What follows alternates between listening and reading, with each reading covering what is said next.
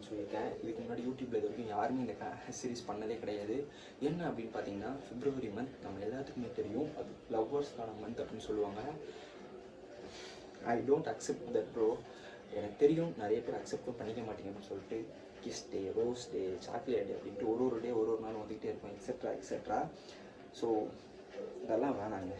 இந்த month லவ்வர்ஸ்க்கான month கிடையாது. இந்த வருஷம் இந்த மந்த் நல்ல குக்கான பசங்களுக்கான மந்த். அப்படின்னா என்னென்னு சொல்கிறது நிறைய பேருக்கு புரிஞ்சிருக்காது. நிறைய பேர் ரிலேட்டும் பண்ணிப்பீங்க. ஒரு குவாட் இருக்குங்க, she was the best cook and I was her best dish. அவள் ஒரு சிறந்த சமையல்காரி, அவள் சமைச்சதுலேயே ரொம்ப சூப்பரான உணவுனா அது நான் தான் அப்படின்னு சொல்லுவாங்க. இது நிறைய பேருக்கு புரிஞ்சிருக்காது. ஆனால் பல பசங்க ரிலேட் பண்ணியிருப்பீங்க, இன்க்ளூட் மீ. நம்ம எல்லாத்துக்குமே தெரியும், நம்ம ரொம்ப ரொம்ப ஓவராக ஒரு பொண்ணை லவ் வச்சு அந்த பொண்ணை விட்டுட்டு போயிட்டோன்னா அதுக்கப்புறம் நம்மளோட லைஃப், நம்மளோட மென்டாலிட்டி இதெல்லாமே எப்படி இருக்கும் அப்படின்னு சொல்லிட்டு